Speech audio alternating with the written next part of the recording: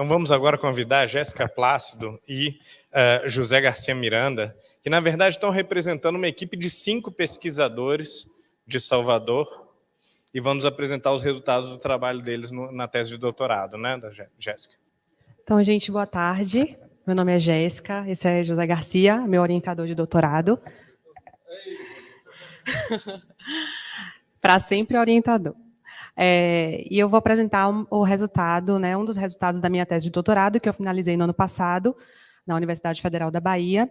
E a gente tem alguns pesquisadores, nem todos são de lá, tem Marco Aurélio Vinhosa Bastos Júnior e Paulo Roberto Aidamos, que não são, né, da UFBA, são parceiros nossos.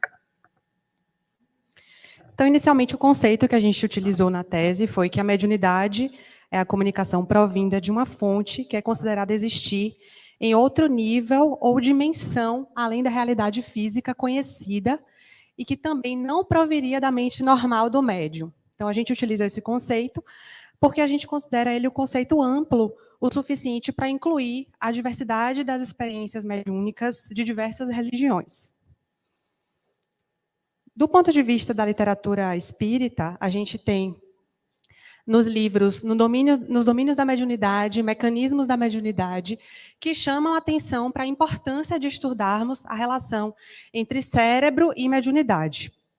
Já de um ponto de vista mais acadêmico, os autores Pérez e Newberg apontam o surgimento de uma nova linha de pesquisa, que é a relação entre neuroimagem e mediunidade.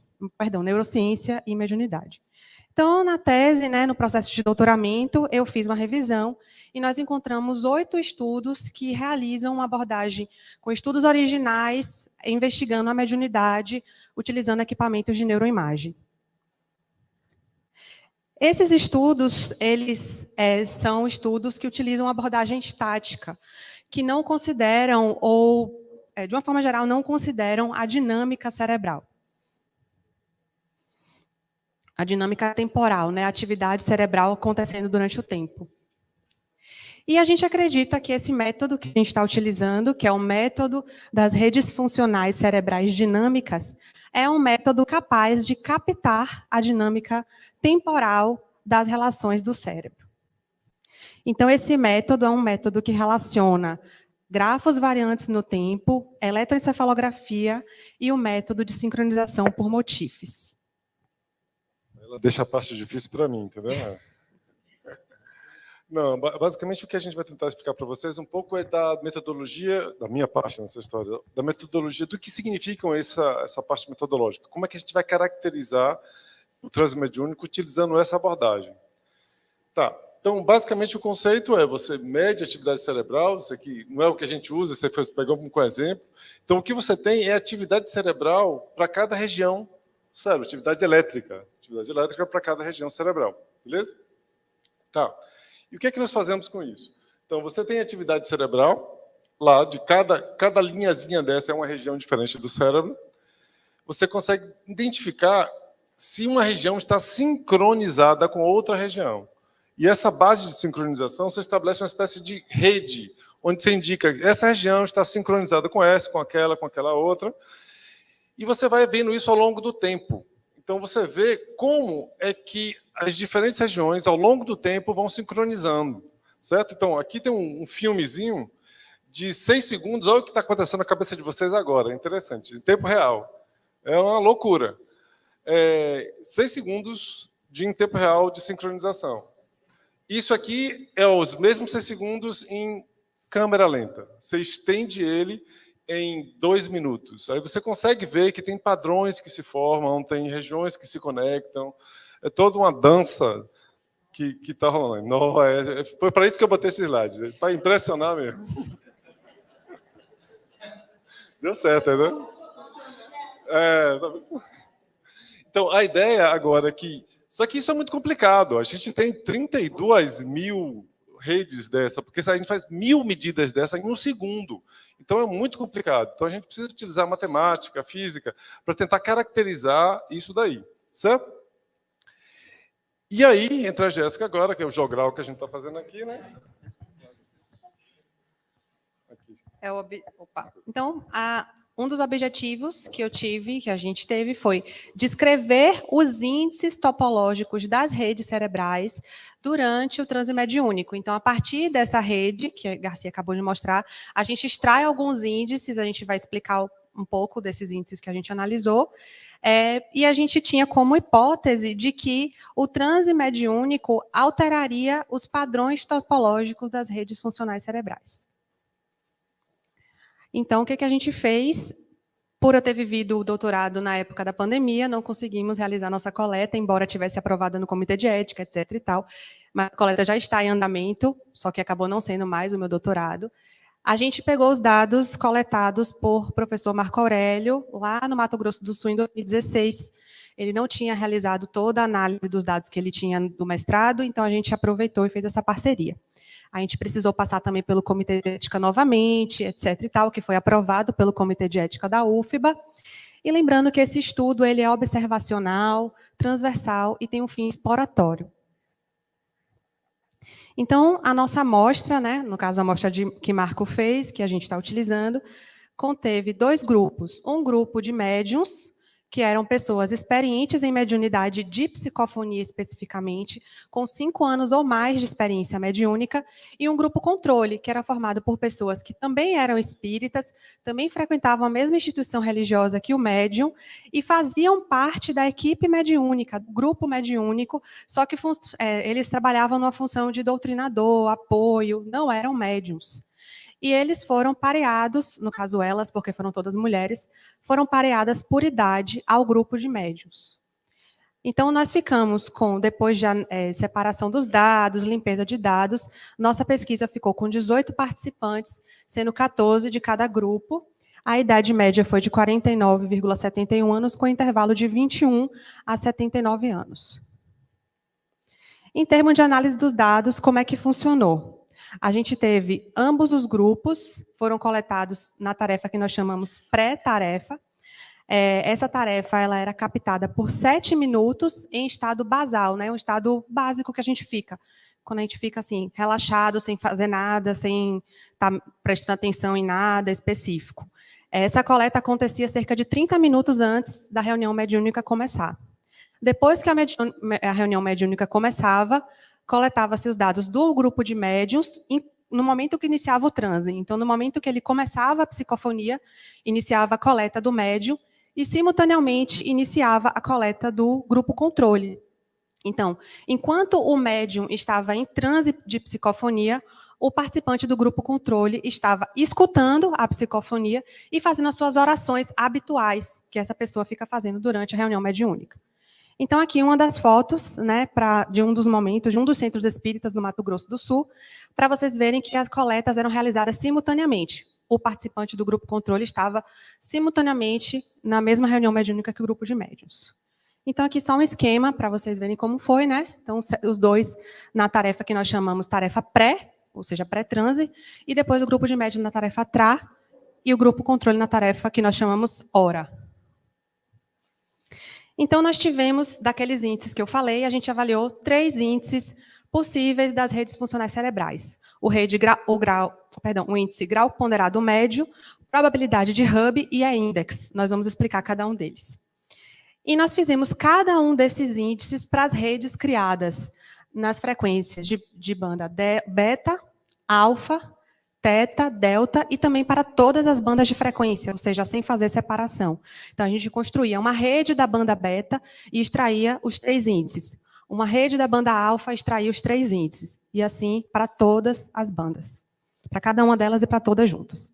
A gente vai fazer o seguinte, para facilitar, a gente vai explicar o índice para vocês e depois mostrar quais resultados significativos a gente teve para ir facilitando a compreensão. Vamos lá. Parte difícil aqui para mim, não é isso? Pois então, um dos índices, esse índice, ele tem uma perspectiva, uma ideia de medir a conectividade, o quão conectado o cérebro está. E aí, como ela falou, a gente vai fazer isso para cada uma das bandas de frequência. Então, imagine uma banda de frequência específica, imagine que cada bolinha dessa é uma região cerebral, é um eletrodo lá, e aqui você tem essa região tem 4 conexões, essa região tem 6 conexões, essa aqui tem 1 conexão. Você faz a média de todo o cérebro, você tem uma ideia da conectividade geral naquele instante de tempo. Por exemplo, aqui é um exemplo de uma alta conectividade e de uma baixa conectividade. Certo? Tranquilo. Agora, Jéssica. Então, o grau ponderado ele avalia essa conectividade, né? Quanto maior o grau ponderado, mais conectado está o cérebro naquela tarefa. Quanto menor, menos conectado. Então, a gente teve um resultado interessante para a banda delta. Então, no grupo de médiums, a gente teve um... Perdão. Voltou. Voltou? Ele saiu para algum. É porque eu apertei em cima. Apertei ESC sem querer. Para a banda delta, a gente teve, então, no grupo de médiums, a tarefa transe teve maior grau ponderado do que na tarefa pré-transe. Então, aumentou a conectividade do cérebro dos médiuns durante o transe, em comparação à tarefa pré-transe. E isso aconteceu em ambos os hemisférios. Então, a gente também analisou separando por hemisférios. Isso aconteceu em ambos os hemisférios. Aí a gente tem um gráfico que a gente utilizou, né? Vai explicar? Então, a gente utilizou esse gráfico de caixas, né? Então, aqui a gente vai ter... Acho que não dá para vocês... A setinha não está rolando. Mas, enfim. Vocês têm... O laser não está... Bom, tudo bem. Então, a gente vai ter ali o HE é hemisfério esquerdo e o HD é hemisfério direito, do grupo controle, e a mesma coisa aqui do grupo de médiuns. Então, quando a gente... Essa linha aqui significa... Essa linha que tem o 0 significa que, se não tem diferença significativa, eles estariam ali mais ou menos na mesma linha. Cada bolinha dessa aqui é um médium, é um indivíduo, né, um médium não, perdão, um indivíduo, tanto do grupo controle quanto do grupo de médiuns, como eles estão acima da linha, significa isso, que o transe aumentou a conectividade em comparação à tarefa pré-transe. Se não tivesse aumentado, se não tivesse diferença significativa, ficaria mais ou menos perto daquela linha 0, que foi o que aconteceu no grupo controle. Então, a gente vê aqui que quase todos os indivíduos do grupo de médiuns tiveram um aumento de sincronia em ambos os hemisférios. Sempre os asteriscos vão significar os resultados significativos da pesquisa. Então, esse resultado confirma a nossa hipótese, o que significa que a gente teve uma maior conectividade no transe, no grupo de médiums, resultados que também foram encontrados, fazendo as suas devidas proporções, né, porque os métodos são um pouco diferentes, mas também foi encontrado algo semelhante no artigo de Kawai e colaboradores. Também tivemos um resultado, ainda no grau ponderado, para a banda teta, só que dessa vez apenas no hemisfério esquerdo. E acontece a mesma coisa. No hemisfério esquerdo há um aumento de conectividade durante o transe do que em comparação à tarefa pré-transe. E aí vocês vão ver, né, os gráficos aqui, o resultado significativo foi apenas no hemisfério esquerdo, o que também confirma a nossa hipótese. Então, isso significa que no transe há um aumento de conectividade no hemisfério esquerdo, tendo resultados semelhantes em outros artigos, como Hughes e Melville, e Bastos e colaboradores. Kawai também, em 2017. Então, a gente foi refletir um pouquinho também o que significa esse aumento conjugado de delta e teta. Então, o aumento conjugado de delta e teta é característico da transição do estado de vigília para um estado de sono, que é um estado de devaneio, né? Um estado em que a gente não está em estado de vigília, exatamente, estado consciente, como a gente está agora. Então, aquele momento de transição. O que reforça que o transe mediúnico acontece em um estado alterado de consciência. Durante o transe mediúnico, né, esse transe ele é caracterizado por uma mudança de padrão global da consciência. Então, durante o transe, o médium muda seu padrão de funcionamento, ele não fica propriamente em vigília, como a gente habitualmente fica. Ao mesmo tempo que ele muda esse padrão, ele busca ativamente afastar os estímulos internos, né, de pensamentos, enfim, ideias, com os estímulos externos do ambiente, para manter o foco na tarefa, o que exige um certo grau de atenção. Então, isso pode, né, o aumento de delta e teta pode explicar um pouquinho essa circunstância, né, que acontece durante o transe. Agora, em relação a outro índice, probabilidade de Hubble, Esse índice é um pouquinho mais complicado, mas ele é muito interessante, porque ele mede uma espécie da topologia, a forma com que é gerenciada a informação na atividade cerebral. Então, o que é que ele está dizendo? Imagina aqui, esse exemplo, de novo, as mesmas regiões lá, você tem uma região que tem muito mais conexões do que as outras regiões. É como se fosse aquele amigo que tem mais amigo do que todo mundo. Então, a ideia é, será que o cérebro, por exemplo, isso aqui é um exemplo de uma atividade funcional onde você praticamente não tem esses hubs, não tem centros com muita conexão. E aqui é um que você tem altas conexões, é um padrão de alta conexão. E isso é muito importante para você entender como é que funciona o fluxo de informação, vamos pensar assim, na atividade funcional. Então, a gente avalia isso, de novo, para as diferentes frequências, etc. Já vou mostrar os resultados. E quanto maior a probabilidade de hub, menos homogêneo é o funcionamento cerebral, ou seja, há um privilegiamento de uma determinada área. Então, a probabilidade de hub vai avaliar se o cérebro está funcionando de uma forma mais ou menos equilibrada, porque a conectividade ela pode aumentar, só que ela pode aumentar para uma determinada região específica. Então, a probabilidade de hub ela vai avaliar essa homogeneidade, se o cérebro funciona, está naquele momento funcionando de uma forma mais ou menos homogênea, ou seja, todo mundo está se conectando com todo mundo, ou de uma forma dando preferência a certas áreas, certo? Então, quais são os resultados que a gente encontrou? Quando a gente não separa por banda de frequência e gera as nossas redes, a gente teve uma diminuição da probabilidade de hub. Então, antes, na tarefa pré-transe, existia preferências, certo? Então, estatisticamente, né, havia preferências. O cérebro se conectava preferencialmente com certas áreas. Só que quando a gente vai para o transe mediúnico, no caso, as médiuns aqui do nosso estudo, elas diminuem essa homogeneidade, diminuem a preferência e vão para uma homogeneidade, uma certa homogeneidade. O que acontece também apenas no lado esquerdo, no hemisfério esquerdo, tá? Então, nosso gráfico aqui, para vocês visualizarem. E esse dado, ele confirma também a nossa hipótese, né, de alteração do padrão topológico. Então, isso significa que no hemisfério esquerdo, as conexões no transe mediúnico tendem a se homogeneizarem, tendem a uma homogeneidade entre todos os eletrodos da rede, não dando preferência a eletrodos mais conectados. Aqui a gente tem um outro resultado também muito interessante, só que dessa vez nosso resultado significativo foi no grupo controle.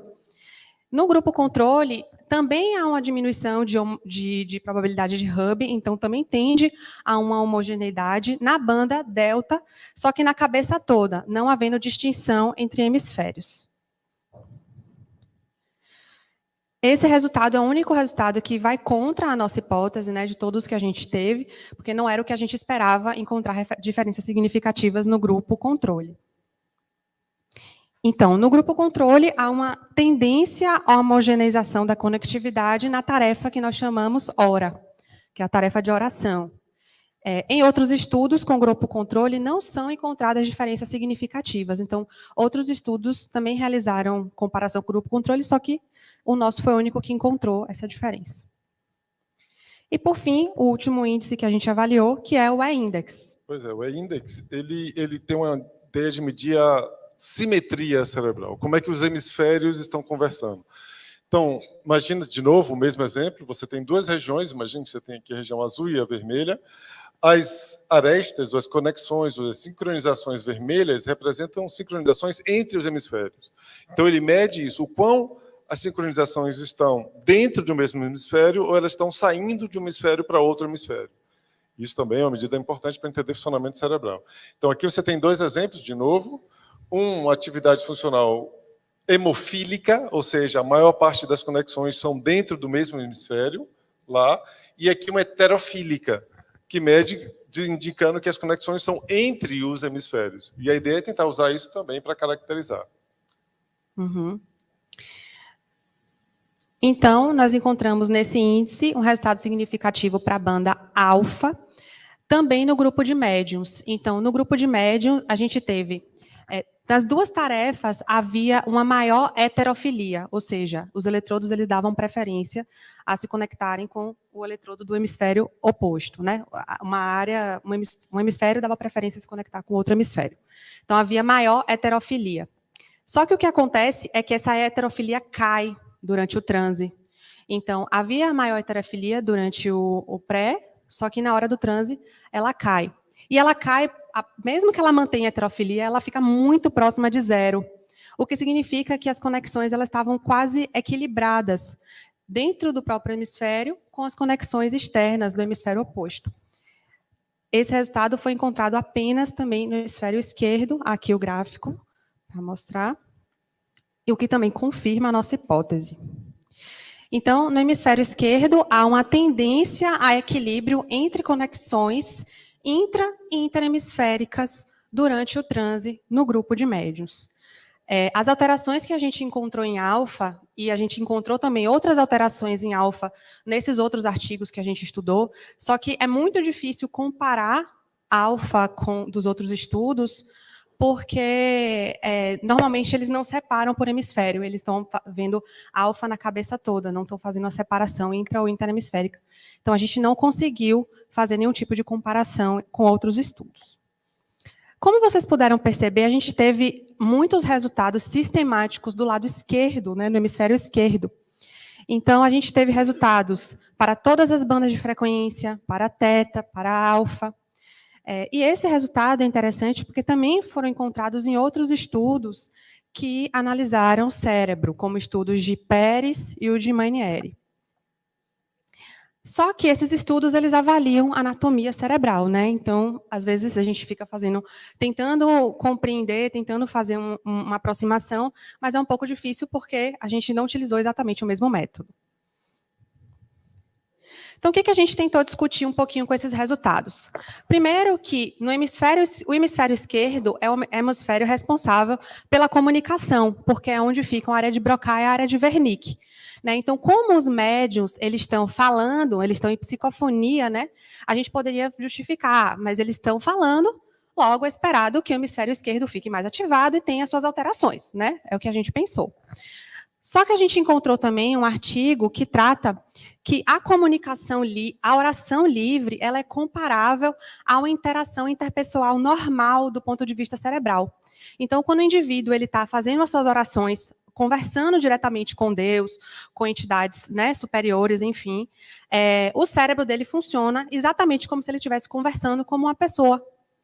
Como o pessoal do grupo controle da tarefa hora estava realizando a oração, estava escutando o transe, né? Então, poderíamos esperar que também houvesse alteração do lado esquerdo, já que o cérebro funciona de forma similar quando está orando.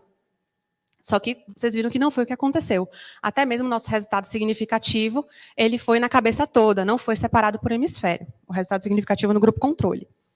Então, podemos supor que os nossos resultados não são fruto apenas da diferença entre tarefas, né? A gente coloca aí, tem uma coisa aí, né? Tem uma pulguinha aí para a gente pesquisar. Além disso, também nossos achados reforçam resultados de que o transe mediúnico ele tem um padrão diferente da esquizofrenia e da síndrome do lobo temporal não dominante. Vocês vão poder olhar com mais detalhes no texto que está no livro.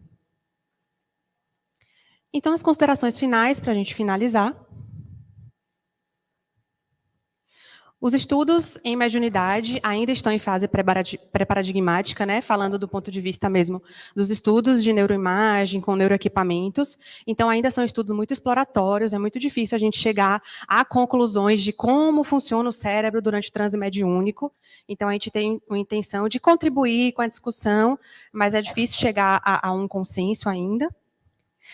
O nosso estudo ele não se trata de atestar uma ontologia, né, ou seja, uma natureza do fenômeno, tipo, Jéssica, sua tese de doutorado comprovou que existe espírito, né? Não é sobre isso, assim, a gente queria ver, na verdade, qual o comportamento cerebral durante o fenômeno do transe mediúnico, o que acontece utilizando esse método de redes. E o que nós encontramos, de fato, foi que o cérebro ele realmente muda o seu padrão de funcionamento durante o transe mediúnico e que essa mudança ocorre sistematicamente do lado esquerdo do cérebro. Atualmente, a gente está dando continuidade à pesquisa, que seria a pesquisa original da minha tese, né? Então, a gente já está coletando com médiuns lá na Bahia, A gente já está numa fase agora até de resultados preliminares, tem outros colegas realizando tese de doutorado com essa mesma pesquisa. Então, a gente pretende, né, ampliar a pesquisa, trazendo outras bandas, inclusive a banda gama, que não pôde ser analisada por conta de uma limitação mesmo do método de quando o Marco Aurélio coletou lá em 2016. Então, a gente está fazendo alguns ajustes, algumas ampliações, trazendo muito mais tarefas, inclusive, porque a gente considera que 2 tarefas são poucas para comparar. Então, a gente está trazendo mais tarefas e, em breve, a gente pretende trazer também esses estudos para vocês. A gente trouxe as referências, mas vocês vão ter todas as referências bem citadas lá no livro, né? Estão todas lá, que eu trouxe somente as que a gente referenciou aqui na apresentação.